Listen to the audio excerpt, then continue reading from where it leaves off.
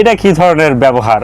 একটা কলা খাইতে দিলাম শিম্পাঞ্জিকে, শিম্পাঞ্জি কলাটা মুখে না দিয়ে আগে পেছনে দিল, তারপরে দেখা গেল কলাটা মুখে দিছে, খাইছে। হ্যাঁ বন্ধুরা, ব্যাকবেঞ্চার চ্যানেলে আপনাদেরকে স্বাগত।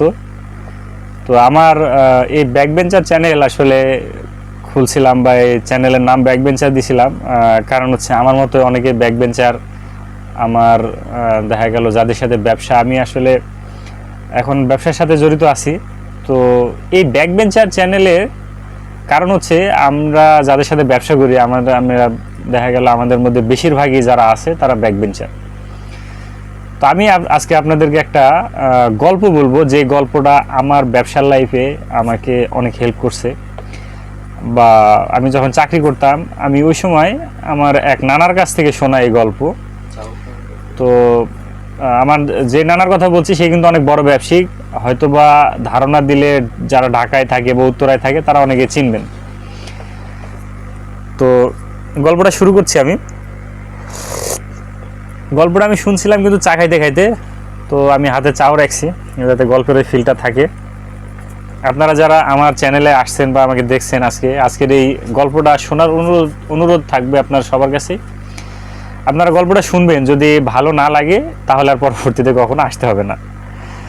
তো গল্পটা হচ্ছে একজন সরকারি কর্মকর্তা এবং তার 2 মেয়ে এবং পরিবারকে নিয়ে। তো গল্পের শুরুটা কিভাবে হয়েছিল আমি সারসংক্ষেপে একটু বলি, তাহলে আপনাদের ভালো লাগবে। আমি যখন একটা কোম্পানিতে চাকরি করতাম, তো ওই কোম্পানিতে তখন একটা অফার চালু ছিল, চলমান একটা অফার ছিল যে 2 লক্ষ টাকার প্রোডাক্টের উপরে 10% ডিসকাউন্ট, অর্থাৎ 20,000 টাকা কমিশন। তো আমি যে কোম্পানিতে ছিলাম, আমি মূলত কাচের গ্লাস আর অন্যান্য আইটেম আমার কাছে ছিল, কিন্তু কাচের গ্লাসের উপরে শুধুমাত্র অফারটা কোম্পানি দিছিল। তো আমি দেখা গেল যে কোম্পানি কিন্তু এরকম অফার যখন দেয়, যারা কোম্পানিতে চাকরি করেন তারা কিন্তু এটা জানেন যে কোম্পানি তার কাছ থেকে একটা টার্গেট নেয়, সবার কাছ থেকে একটা টার্গেট নেয় যে আপনি কত টাকা বিক্রি করতে পারবেন।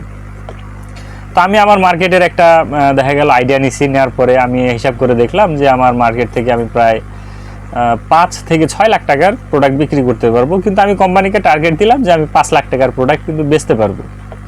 তো এই 5 লাখ টাকার মধ্যে আমার ওই যে নানার গল্প আমি বলবো, তার কাছে আমি ধরেছিলাম যে সে আমার কাছ থেকে 2 লাখ টাকার প্রোডাক্ট নিবে। তো আমি অফার চালু হয়েছে, দেখা গেল যে আপনার 10টা 11টা দিয়ে কোম্পানি থেকে আমার কাছে মেইল আসছে। আমি কোম্পানির সাথে আমার কথা হয়েছে 1টার দিকে।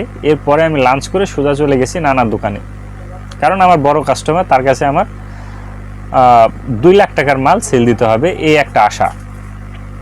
তো গিয়ে দেখি যে নানা লাঞ্চ টাঞ্চ করে মাত্র চায়ের মগ নিয়ে বসছে। তো আমি যাওয়ার সাথে সাথে নানা আমাকে বললো যে ঠিক আছে নানা, আসছেন, চা খান।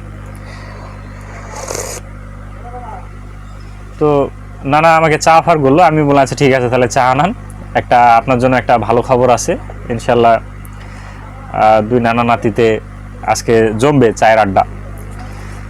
তো ঠিক আছে, চা আনলো। আনার পরে আমি নানাকে বললাম যে নানা এরকম এরকম বিষয়, আমার কাছে একটা সুন্দর অফার আছে আপনার জন্য, আপনি 2 লাখ টাকার গ্লাস কিনলে 20,000 টাকা আপনার ডিসকাউন্ট।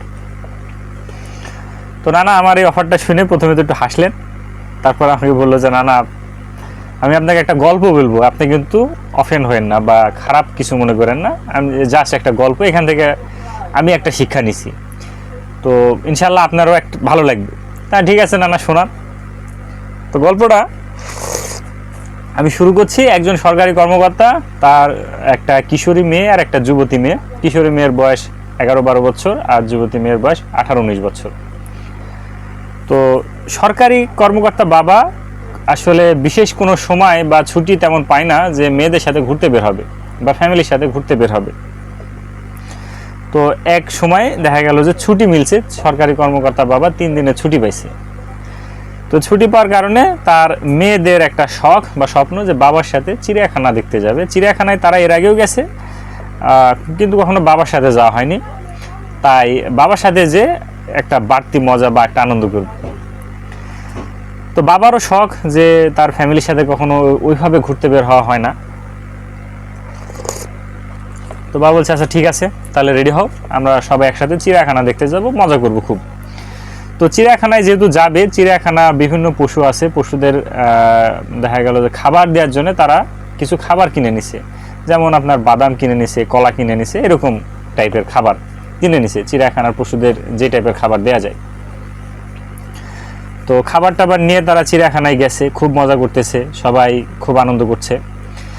এরকমই ঘুরতে ঘুরতে ঘুরতে ঘুরতে এক সময় দেখা গেল তার ওই সরকারি কর্মকর্তা বাবা 2 মেয়ে একটা শিম্পাঞ্জির সামনে গিয়ে দাঁড়াইছে। তো দাঁড়ানোর পরে হঠাৎ ছোট মেয়ের কি মনে হয়েছে, সে ব্যাগ থেকে একটা কলা বের করে শিম্পাঞ্জিকে ছুঁড়ে দিছে। শিম্পাঞ্জি কিছুক্ষণ দেখছে, দেখার পরে তারপরে কলাটা হাতে নিছে, নেয়ার পরে প্রথমে কলাটা তার পশ্চাৎ দেশে অর্থাৎ পেছনে দেখা গেল যে কলাটা মানে একটু ঢুকাই দিছে। হ্যাঁ, তো পেছনে যখন ঢুকাই দিছে তখন ওই 2টা মেয়ে দেখা গেল যে খুব অফেন্ড হয়েছে। হ্যাঁ, যে এটা কি ধরনের ব্যবহার, একটা কলা খাইতে দিলাম শিম্পাঞ্জিকে, শিম্পাঞ্জি কলাটা মুখে না দিয়ে আগে পেছনে দিল, তারপরে দেখা গেল কলাটা মুখে দিছে, খাইছে। হ্যাঁ, তো দেখা গেল যে বড় মেয়ে যে ছিল তার কাছে খুব খারাপ লাগছে। আশেপাশে আরো লোকজন ছিল, তারা হাসাহাসি শুরু করছে 2 মেয়েকে নিয়ে। হ্যাঁ, যে কলা দিছে আর কলা শিম্পাঞ্জি মুখে না দিয়ে পাছায় দিয়ে দিছে। তো এখন ওই বড় মেয়ে তো এই বিষয়টা খুব খারাপ লাগছে, সে তার বাবাকে সাথে সাথে ডাক দিছে যে বাবা তুমি আসো, এটা এই শিম্পাঞ্জি আমাদের সাথে, আমরা কলা খাইতে দিছি, শিম্পাঞ্জি এমন এমন করছে। তো বাবা তো সরকারি কর্মকর্তা, তার দেখা ইগোতে লাগছে যে এত অসভ্য শিম্পাঞ্জি, আমার মেয়েরা দেখা গেল যে লজ্জিত হয়েছে, আশেপাশে লোকজন হাসাহাসি করছে। হ্যাঁ, তো বাবার কাছে খারাপ লাগছে। বাবার সাথে সাথে দেখা গেল যে চিড়িয়াখানার যে কমিটি যারা দায়িত্বে থাকে তাদেরকে কল করছে, তাদের কাছে গেছে যে ভাই এরকম এরকম ব্যাপার, আমার মেয়ের সাথে এরকম ঘটনা ঘটছে, এই শিম্পাঞ্জিকে ট্রেনিং করছে কে, আমার এই ট্রেনারকে লাগবে। মানে সে খুব রাগে আছে আর কি। তো কমিটিও কথা শুনছে, শোনার পরে তারাও ভাবছে যে না আসলে তো বিষয়টা এরকম করবে কেন শিম্পাঞ্জি, এটা তো একদম দেখা গেল আনকমন একটা বিহেভিয়ার। যে পশুই হোক আপনি খাইতে দিলে খাবারটা মুখে দিবে, পাছাই দেওয়ার তো কিছু নাই। হ্যাঁ, তো ট্রেনারকে ডাকা হয়েছে, ট্রেনারকে ডাইকা ট্রেনার সামনে আসছে। তো ওই বাবা তো চরম রেগে আছে, বাবা কিন্তু ট্রেনারকে মোটামুটি দেখা গেল যে কথা শোনানো শুরু করছে। তো এর মধ্যে ট্রেনার বলছে যে স্যার আসলে আপনারা আমাকে বা শিম্পাঞ্জিকে ভুল বুঝতেছেন, আমি ব্যাখ্যা করি তাহলে আপনারা বিষয়টা বুঝতে পারবেন যে কেন আমার শিম্পাঞ্জিটা এরকম করছে। তো পরে বাবা বলছে আচ্ছা ঠিক আছে ব্যাখ্যা দাও, যদি তোমার ব্যাখ্যা উপযুক্ত হয় তাহলে ঠিক আছে। তো ট্রেনার বলতেছে যে আজকে যেমন আপনার মেয়ে একটা কলা খাইতে দিছে, এর আগে কোনো এক ছেলে আইসা বা কেউ আইসা শিম্পাঞ্জিকে একটা বেল খাইতে দিছিল, কাঁচা বেল। তো বেলের সাইজটা ছিল ছোট, তো খাইতে দিছে, শিম্পাঞ্জি তো খাইছে, সরল মনে খাইছে। খাওয়ার পরে এই বেলটাকে কোনো কারণে সে আর হজম করতে পারে নাই। তো হজম না করতে পারার কারণে বেলটা পেটের মধ্যে থাইকা দেখা গেল জ্বালা যন্ত্রণা শুরু করছে। তো চরম জ্বালা যন্ত্রণা। প্রথম দিনে ওই বেল খাওয়ার পরে কিছুক্ষণ পর থেকে যখন যন্ত্রণা শুরু হয়েছে, তারপর থেকে আর সে কিছু খাইতে পারে না, খাইতেও পারে না, টয়লেটও করতে পারে না, মানে চরম কষ্টে। 1 দিন গেল, 2 দিন গেল, 3 দিন গেল, তার অবস্থা খুব সিরিয়াস, মরা মরা অবস্থা। খারাপ অবস্থা দেখার পরে তারা অপারেশন করে ওই বেল বের করছে। তো ওই বেলটা বের করার পর থেকে যখন শিম্পাঞ্জি একটু সুস্থ হয়েছে, যখন আবার আনা হয়েছে, তো আনার পর থেকে শিম্পাঞ্জি এখন দেখা গেল যে অটোমেটিক সে কি বুঝছে, কি শিখছে সেই জানে।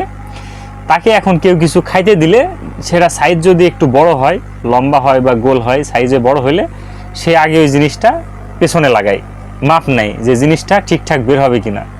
যদি দেখে যে পেছনে ঢুকছে, তার মানে এটা ইজিলি বের হইব, তখন সেই জিনিসটা খায়। হ্যাঁ, তাহলে নানা বললো যে নানা ব্যবসা করতে যায় আমি এই শিম্পাঞ্জির মতো একবার একটা মাল খাইছিলাম, খাওয়ার পরে মালটা আমার আর আরামে বাইর হয় নাই, চরম যন্ত্রণা, ব্যথা। হ্যাঁ, পরে ওই মালের ইয়াতে আর অন্য কোনো মাল খাইতেও পারি না, বেরও করতে পারি না। তো পরে কি হয়েছে যে অপারেশন করে বের করার মতোই নানা লস দেওয়া বের করছিলাম মাল। তারপর থেকে আমার একটা শিক্ষা হয়েছে শিম্পাঞ্জির মতোই, যে কোনো অফার আসলে আমি আগে পেছনের মাপ নিই যে মালটা বের হইব কিনা। টাইম মতো বের হইব কিনা, ইজিলি বের হইব কিনা। তো যদি দেখি যে ইজিলি বের হইব তাহলে আমি তখন ওই জিনিসটা খাই। তো আপনার 2 লাখ টাকার অফার ঠিক আছে, কিন্তু এই অফারটা আমার টাইম মতো হয়তো বা বের করতে পারবো না, শিপম্যানদের মতো সন্দেহ আছে। তো এই পেটের যন্ত্রণা বাড়ায় লাভ নাই। তো এই হচ্ছে আপনার ব্যাক বেঞ্চারের শিক্ষা, তারা কেমনি শিক্ষা নেয় বা তারা কেমনি শিক্ষা দেয়। দেখা গেল যে আমার নানা কিন্তু অনেক ভালো ব্যবসায়িক, অনেক বড় লেভেলের একজন ব্যবসায়িক, সিরামিক্স জগতের, ক্রোকারিজ জগতের। তো তার কথা আমি কিন্তু সবসময় স্মরণ করি। এখন হয়তো বা তার সাথে আমার ওরকম দেখা সাক্ষাৎ হয় না। তো মূলত গল্প ছিল এটাই। আর এই গল্প থেকে কিন্তু আমিও তারপর থেকে দেখা গেল যে যখনই কোনো মালামাল কিনি, কোয়ান্টিটিতে কিনলে আমি কিন্তু চেষ্টা করি শিপমেন্টের এই বিষয়টাকে মাথায় রাখার, যে জিনিসটা টাইম মতো বের হইব কিনা, নাকি আবার অপারেশন করে বের করা লাগবো। তো গল্প যদি আপনাদের ভালো লাগে তাহলে অবশ্যই আমাদের চ্যানেলটা সাবস্ক্রাইব করবেন, আমাদের পাশে থাকবেন। ভিডিও ভালো লাগলে লাইক করবেন, আর যদি আপনার কিছু বলার থাকে কমেন্টসে বলবেন, আর কোনো উপদেশ থাকলে দিবেন। আর আমাদের মতো যদি কোনো ব্যাকবেঞ্চার থাকে যার কাছে এরকম মজার কোনো গল্প আছে, যদি বলতে চান, আমাদের সাথে শেয়ার করতে চান, অবশ্যই শেয়ার করবেন। আমাদের চ্যানেল ছোট শুরু করছি, আমরা চাই যে আমরা যদি রান করাইতে পারি তাহলে আমাদের মতোই যারা আছে ব্যবসায়িক, যারা ব্যাকবেঞ্চার টাইপ, তাদের গল্পগুলো আমরা মানুষের সাথে শেয়ার করব, যাতে মানুষ গল্পের মাধ্যমে হাসতে হাসতে কিছু শিখতে পারে। এটাই আসলে কিন্তু আমাদের এই চ্যানেলটার একটা উদ্দেশ্য, বা একটা আমরা এই ধারণা নিয়েই আসলে কিন্তু চ্যানেলটা শুরু করছিলাম। তো ভিডিও দীর্ঘায়িত করবো না ভাইয়া, আজকের মতো এই পর্যন্তই বন্ধুরা, সবাই ভালো থাকবেন, আল্লাহ হাফেজ।